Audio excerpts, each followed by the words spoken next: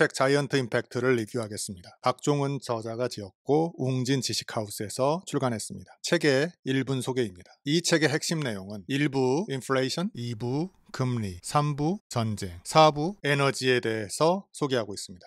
인상적인 부분은 인플레이션 금리, 즉 1부와 2부가 굉장히 저한테 인상적이었습니다. 왜 인상적이었을까요? 그 내용은 팍스 아메리카나의 종언으로 인플레가 발생했다고 저자는 기술하고 있습니다.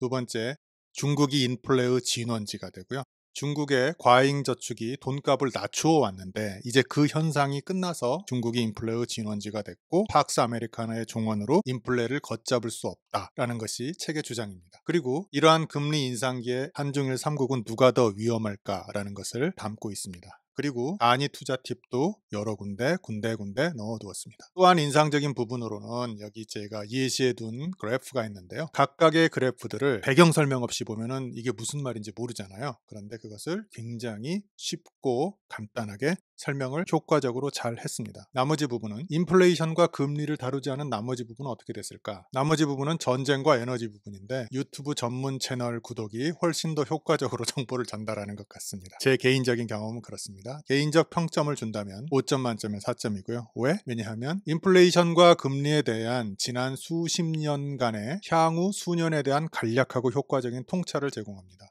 그리고 이 두 문제에 대한 객관적인 자료를 충분히 제공하고 있습니다. 마지막으로는 어렵지 않고 쉽게 잘 읽힙니다. 누가 읽으면 좋을까? 간편하게 세계 경제를 알고자 하는 분, 그리고 미국과 한중일 경제 방향에 대해 개략적인 이해가 필요한 분, 그리고 투자 방향을 알고자 하는 분들에게 기초가 되는 기반 지식을 전달합니다.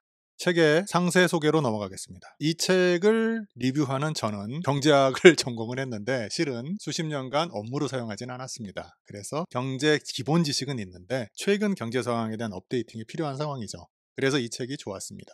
인트로덕션을 한번 볼까요? 팍스 아메리카나의 붕괴로 인해서 중국이 치고 들어왔죠. 탈세계화라는 것이 일어났고요. 다시 팍스 아메리카나는 미국에 의한 세계화입니다. 미국에 의한 세계화가 최근에 중국의 등장으로 인해서 붕괴가 됐고요. 탈세계화가 일어났고 그러면 이제 패권전쟁이 전 세계 각 곳에서 일어나고 있습니다. 패권전쟁의 4가지 축으로 이 저자는 인플레, 금리, 전쟁, 에너지를 들고 있습니다. 제 개인적인 생각으로 이렇게 4가지를 든 것은 굉장히 효과적으로 범주를 나눴다고 생각합니다. 하지만 이 저자의 전문 지식은 제 생각엔 인플레와 금리에 있고요. 참 재밌게 읽었습니다. 일부 인플레이션에 대해서 살펴볼까요? 책의 각각의 서브 주제 중에 두 번째, 인플레이션이 오지 않을 것이다라는 착각이 있다에 대해서 알아보겠습니다. 저물가의 배경으로는 지난 40년간 저물가가 일어났었는데요. 바로 미국에 의한 팍스 아메리카나 세계화가 저물가의 배경입니다.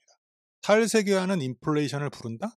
첫 번째, 이제 미국에 의한 팍스 아메리카나가 깨지게 되면 투자 장벽이 높아지고요. 그 다음 지역별 투자 장벽이 높아지죠. 그리고 미국은 특히 바이 아메리칸 정책에 의해서 미국산 구입을 강제하죠. 그래서 여기에 대해서 유럽이라든가 중국 그리고 각 나라들이 보호무역이 대두됩니다. 마치 1929년에 미국의 대공황 이후에 전 세계가 보호무역으로 치달았던 블록 경제로 치달았던 때와 비슷한 상황이 연출되고 있습니다. 그리고 세 번째로는 공급망이 마비되고요. 공급망이 마비되면 상품 가격이 올라가게 됩니다. 우리나라에서 작년에 자동차 가격이 많이 올랐어요. 반도체가 부족하고 공급망이 망가지니까 자동차 공급이 원활히 되지 않는 거죠. 그러니까 수요는 일정하고 공급은 적어지니까 자동차 가격이 올라가는 것이 하나의 예입니다. 그래서 이렇게 투자 장벽이 높아지고 보호무역이 대두되고 그리고 공급망이 마비됨으로써 탈세계화는 인플레를 부른다고 이 저자는 말을 하고 있습니다.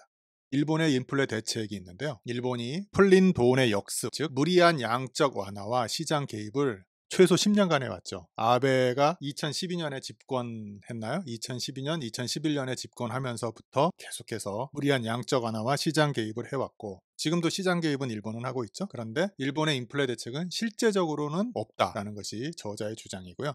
중국 인플레의 진원지를 볼까요? 저는 이 섹션이 사실은 이 책에서 가장 흥미로웠습니다. 과거에 중국의 경기 과열이 인플레로 연결되지 않은 사유가 있는데, 중국이 약 40년간 엄청나게 급격하게 성장하지 않았습니까? 그런데 중국도 초기에는 인플레가 있었다고 합니다. 그런데 그것을 어떻게 하면 막을 수 있었는가? 중국이란 나라는 바로 중국 농촌의 유휴 노동력이 예를 들어서 85%의 인구가 경제개발 초기에 중국에 있었습니다. 그래서 농민공이라고 하나요? 그 친구들이 도시나 공단으로 유입되면서 아무리 경기가 호황이 돼도 임금이 올라가지 않는 겁니다. 새로운 노동력이 계속해서 들어오니까요. 그런데 이제 그러한 중국의 황금기는 끝났습니다. 왜냐하면 도시 및 공단으로 인력 이주가 이제 끝나간 거죠. 고령화 및 인구 감소가 시작이 됐습니다. 그러므로 인해서 중국이 경기 과열이 인플레로 연결되지 않았던 환상적인 시기는 끝이 났습니다. 그리고 이 저자는 향후 인플레이션의 4가지 시나리오를 밝혔고요. 인플레이션 투자 상황에 대한 아주 조그만 팁을 줬습니다. 그렇게 큰 팁은 아니고요. 조그만 팁입니다. 실물 투자,